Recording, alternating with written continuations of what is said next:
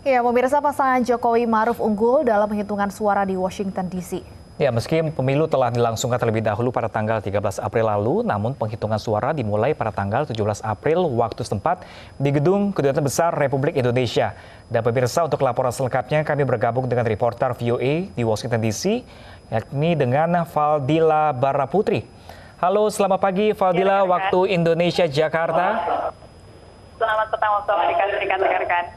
Ya, Valdia, bagaimana perimbangan suara pasangan nomor 1 dan 02 di Washington DC pada pagi hari ini?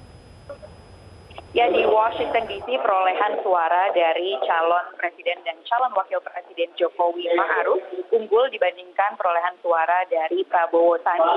Pasangan nomor 1 mendapatkan kurang lebih mendapatkan 1.113 suara dengan perincian 430 suara lewat pos dan 683 suara hasil mencoblos langsung di Washington DC pada tanggal 19 April yang lalu.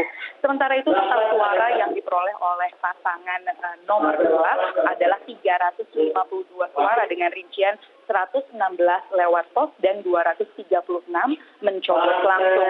Sementara itu terdapat 70 surat suara yang tidak sah. Di antaranya akibat kesalahan cara pencoblosan, yakni dengan dicontreng dan tidak dicoblos. Sepertinya cara atau kesalahan pencoblosan ini dilakukan oleh orang-orang yang mencoblos di rumah, kemudian surat suaranya dikirimkan melalui pos begitu.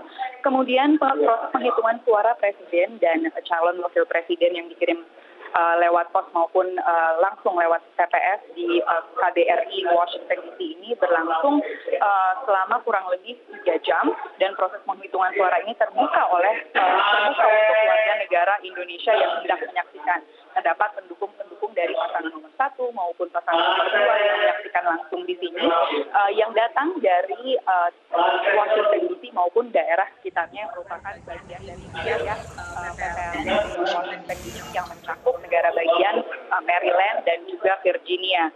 Proses penghitungan suara tadi berjalan dengan cukup lancar, meski ada beberapa koreksi namun tidak mempengaruhi jalannya penghitungan suara secara keseluruhan begitu.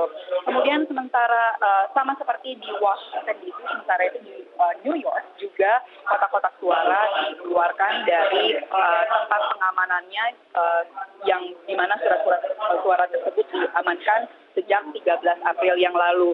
New York memulai penghitungan suara lebih cepat pada pagi tadi, kurang lebih pada pukul 10 pagi, karena PPLN New York ini mencakup 13 negara bagian, begitu, sehingga surat-surat suara yang harus diteliti berasal dari lebih banyak tempat atau wilayah.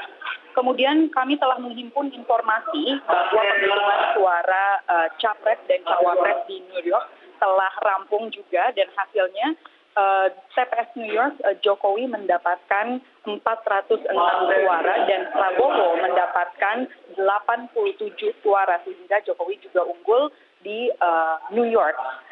Kemudian Jokowi juga unggul lewat kotak suara keliling di Philadelphia dan di Dover, New Hampshire. Di Philadelphia, Jokowi mendapatkan 153 suara, sementara Prabowo mendapatkan 4 suara. Di Dover, New Hampshire, Jokowi mendapatkan 132 suara dan Prabowo mendapatkan 4 suara. Kami masih merampungkan atau menghimpun data dari PPLN-PPLN lainnya di Amerika Serikat, seperti di PPLN Texas, Los Angeles, San Francisco, maupun di Chicago. Seperti yang dapat Anda lihat di belakang saya ini, saat ini meski penghitungan suara capres dan cawapres telah selesai, namun penghitungan suara calon anggota legislatif masih berlangsung. Ini adalah ruangan di mana surat suara untuk calon anggota legislatif lewat pos yang dikirimkan lewat pos sedang berlangsung. Sementara di ruangan lainnya juga berlangsung penghitungan suara yang melalui coblos langsung di TPS pada 13 April lalu. Rekan-rekan. Baik, terima kasih Valdia atas laporannya, dan kami terus menunggu tentunya update selengkapnya dari tim VOA terkait dengan perolehan suara masing-masing capres-cawapres di Amerika Serikat.